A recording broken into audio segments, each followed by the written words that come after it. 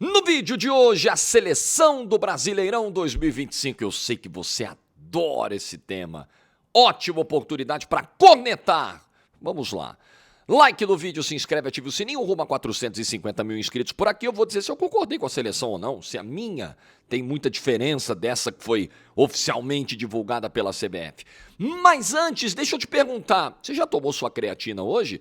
Na Fit Forte, hein? Creatina, whey protein, glutamina, pré-treino, para você que está treinando e cuidando da saúde, os suplementos são aliados importantíssimos. E na Fit Forte tem tudo. Você parcela em até 3 vezes sem juros, recebe na sua casa embaladinho, encaixotadinho, bonitinho, empresa séria, vai entregar legal para você, as principais marcas. Então você tem um catálogo grande no site da Fit Forte. E com o meu cupom, Jorge Igor, você pega lá e 15% off. 15% off na hora de fechar a compra. Então, vai agora. Ah, Jorge, eu compro o suplemento aqui na loja da esquina, tem o site que eu compro todo mês. Faz o seguinte, compra esse mês na Fit Forte. Aí você me dá um feedback aqui, me dá um retorno. Pô, como é que foi a experiência? Foi legal, Jorge, foi bacana? Manda aí nos comentários, tá bom? Link na descrição e no comentário fixado é Fit Forte. Vamos lá para a seleção do Brasileirão. Vou colocar na tela para você a seleção oficial da CBF. Aí a gente vai debatendo ali posição por posição, o que eu concordo, o que eu discordo. Então vamos lá. Goleiro, Rossi do Flamengo. Lateral direito, Paulo Henrique Vasco. Zagueiros, Léo Pereira do Flamengo, Fabrício Bruno do Cruzeiro. Lateral esquerdo, Reinaldo Mirassol.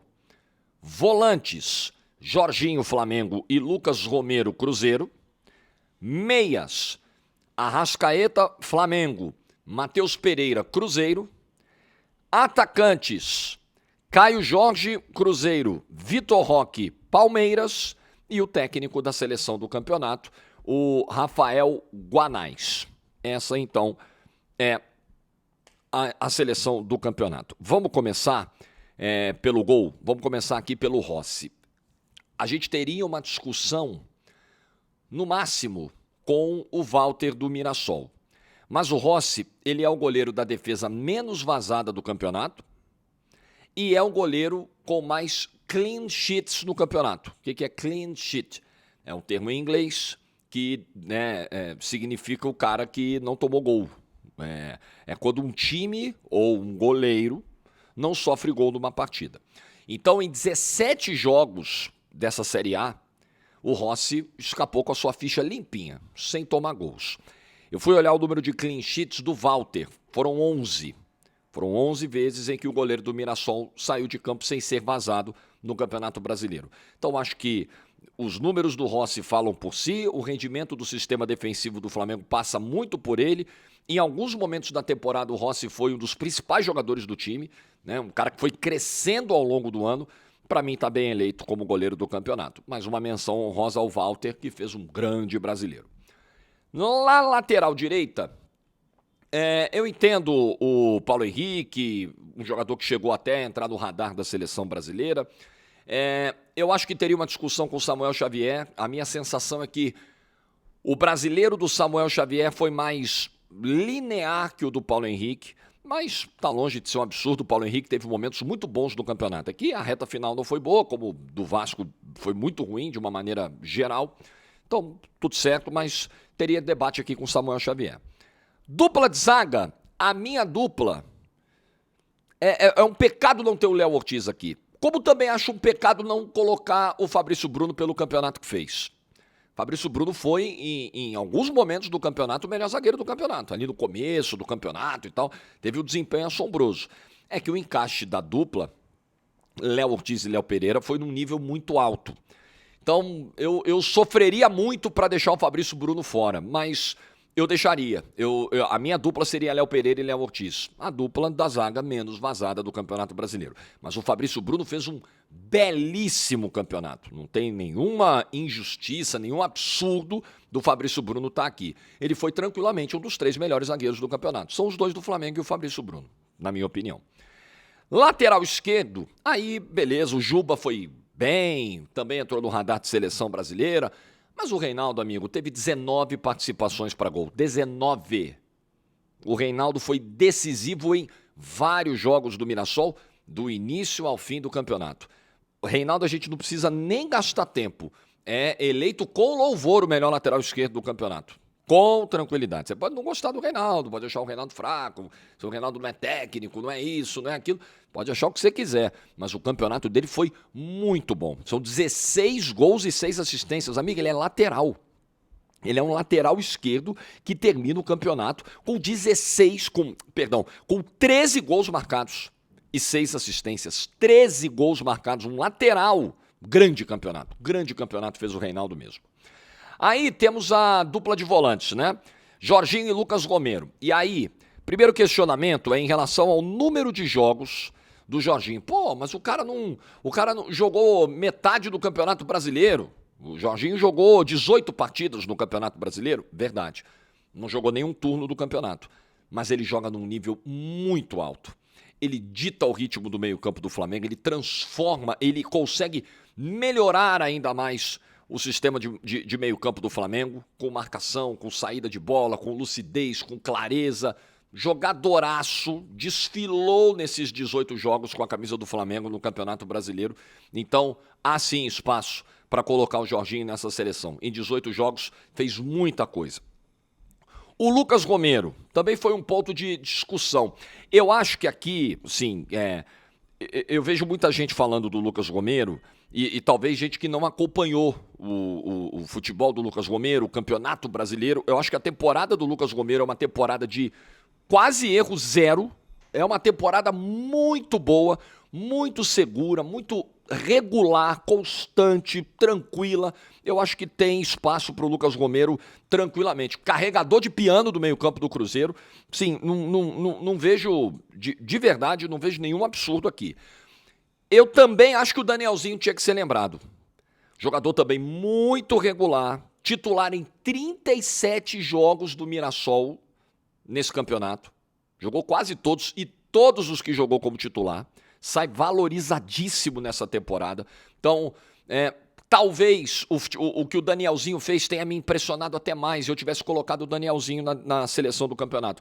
Mas assim, na boa, o Romero jogou muito nesse Campeonato Brasileiro. Muito, muito. Quem não viu os jogos do Cruzeiro vai ficar com a sensação de que, nossa, o que o Lucas Romero tá fazendo aí? Foi muito bem no campeonato. Não tem nenhum absurdo nisso aí, não. Os meias, não tem 2 segundos de debate aqui. É Arrascaeta e Matheus Pereira e sobrando. Grande ano, grande temporada do Matheus Pereira. Grande campeonato. Matheus Pereira termina 2025 muito diferente da maneira que terminou 2024. Totalmente diferente. 2024 ele termina mal, ele não vai bem na final da Sul-Americana, ele vira o ano ali com críticas e aquela incerteza se ficaria, se não ficaria, botou a cabeça no lugar, ganhou a confiança do Leonardo Jardim, fez um belo campeonato brasileiro. E deveria estar no radar da seleção brasileira, sim, nesse momento em que a gente olha para as convocações e vê lá os camisas 10, os jogadores de articulação, a gente só vê o Paquetá sendo chamado. Se o técnico da seleção está olhando para o Brasileirão, tanto que ele levou Paulo Henrique, ele levou Vitinho, ele levou Luciano Juba, ele deveria ter olhado o Matheus Pereira e levado em alguma oportunidade. E o Arrascaeta, tranquilo, né? Craque do campeonato, arrebentou com o campeonato, fez um baita campeonato, fez a sua temporada mais goleadora com a camisa do Flamengo, foi vice-artilheiro do campeonato e líder de assistências. Também não precisamos gastar tempo aqui para falar disso. Atacantes, Caio Jorge, óbvio, o artilheiro do campeonato com 21 gols, tem que estar aqui.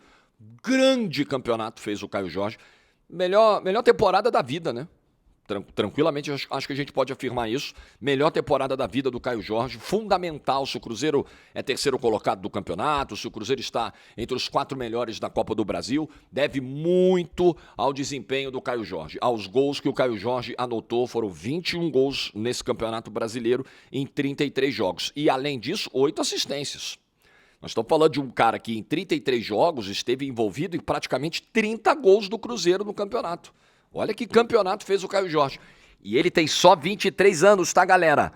Pra gente que muitas vezes se apressa em decretar o fim, o fracasso, bateu da Europa, foi lá, voltou, esse Caio Jorge não é nada, se fosse bom ficava na Juventus. 23 anos, chegou aqui, artilheiro do Campeonato Brasileiro, nível alto, jogou muito, foi pro radar da seleção brasileira também.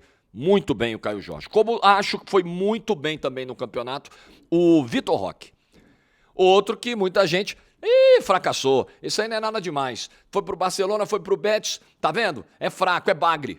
Chega aqui no Campeonato Brasileiro e faz o brasileiro que faz. Foi muito bem o Vitor Roque. Foram 16 gols e 3 assistências. Então ele tem 19 participações para gol em 33 jogos do Palmeiras no Campeonato Brasileiro. Uma reta final muito boa. Nesse momento em que o Palmeiras perde o título brasileiro e o Palmeiras vai mal nessa reta final do campeonato, acho que o Vitor Roque é um dos poucos ali que você pode dizer, pô, se salvou, né? Quando começou aquela sequência de jejum do Palmeiras, sem fazer gol, sem ganhar jogos, né? Porque ele empata com Vitória, empata com o Fluminense, perde a final da Libertadores, o último gol tinha sido do Vitor Roque, lá em Mirassol contra o Mirassol, no primeiro tempo daquele jogo. Tinha feito 2 gols contra o Santos no jogo anterior, meteu gol contra o Flamengo, meteu no jogo do Brasileiro, meteu 2 gols no Red Bull Bragantino, fez gol no Clássico contra o São Paulo, enfim, foi muito bem o Vitor Roque, acho que tá bem colocado aí. Eu queria citar outros 2 caras, eu esqueci no meio campo de falar de um cara, é porque Arrascaeta e Matheus Pereira realmente, cara, não deram brecha. Realmente não... Foi muito difícil, mas o John sai muito grande desse Campeonato Brasileiro. O John precisava mesmo de novos ares. Ir para o Red Bull Bragantino foi fundamental para o desenvolvimento do John. No Palmeiras, eu acho que ele teria muita dificuldade de mostrar o que mostrou, de ter espaço, enfim. E até mesmo confiança, ambiente. Às vezes essas coisas, né? É um clube de uma pressão muito grande. Você vai para um outro ambiente mais tranquilo e ali você pode render mais. E o John termina o Campeonato Brasileiro com 17 participações para gol. São 10 gols do John e 7 assistências em 34 jogos pela Série A com a camisa do Red Bull Bragantino. Um grande campeonato do John, outro que tem 23 anos, é super jovem ainda e mostrou que tem futebol para conseguir coisas maiores dentro do Campeonato Brasileiro ou até mesmo em outras ligas. Também acho que a gente tinha que registrar aqui o que fez o John. Mas é que na concorrência ali no meio-campo ia ficar muito difícil para ele mesmo. E o Flaco Lopes eu também queria registrar aqui, tá? Eu acho que a seleção do campeonato é Caio Jorge e Vitor Roque mesmo no ataque. Não colocaria o Flaco Lopes, eu não pensaria, puxa, será? Vou tirar alguém para botar o Flaco. Não, mas foram 14 participações para gol do Flaco Lopes no campeonato. Foram 12 gols e 2 assistências em 33 jogos, um crescimento grande também ali a partir do retorno. Acho que ele vai bem, é só uma menção, mas esse não teria espaço mesmo na seleção, porque Caio Jorge e Vitor Roque jogaram num outro nível. E se o Pedro não tivesse a lesão, talvez o Pedro figurasse aqui, mas enfim, aí é o famoso si, né? O si não entra. Treinador... Rafael Guanais. Porra, Jorge, mas por que não o Felipe Luiz? O Felipe Luiz foi o técnico do time que mais pontuou, que menos perdeu, que teve o melhor ataque, a melhor defesa do campeonato, o maior saldo de gols. Por que esse cara não vai levar e vai levar o Rafael Guanais? Simples. Nota de partida. O que se esperava do Felipe Luiz é exatamente, na linha do que aconteceu. O que se esperava do Rafael Guanais era muito menos do que essa campanha de 4º lugar, vaga direta na Libertadores da América, 18 vitórias no campeonato, assim, ninguém estava imaginando isso. O Mirassol fez muito com pouco. Então acho que esse grau de dificuldade do trabalho do Rafael Guanais é o que o faz desbancar o Felipe Luiz nesse momento. O Felipe Luiz conta com o melhor elenco do continente, com um elenco bilionário, o que não é garantia automática de sucesso. Claro que não, cansamos de ver clubes com muito dinheiro, muito orçamento, elenco caro e que não rodavam. O próprio Flamengo mesmo. Teve um monte de técnico que passou lá, não foi 20 anos atrás não, né?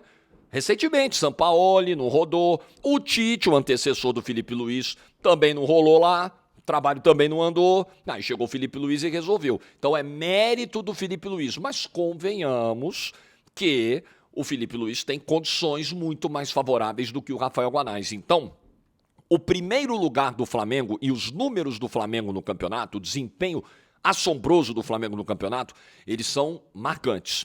o quarto lugar do Mirassol, estreante na Série A, com o orçamento pequenininho do Rafael Guanais, é ainda mais marcante numa eleição de melhor trabalho, melhor técnico, tá? Acho que é isso, né? Não tem muita dificuldade de compreender, não. Craque do Brasileirão, Arrascaeta, show, com sobras, sem debate. Revelação do Brasileirão. Aqui a gente tem um debate legal.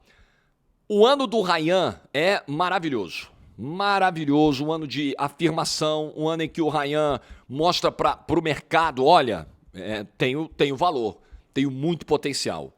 Ryan tem tudo para ser assim, tem 19 anos ainda, gente, 19 anos, uma personalidade incrível.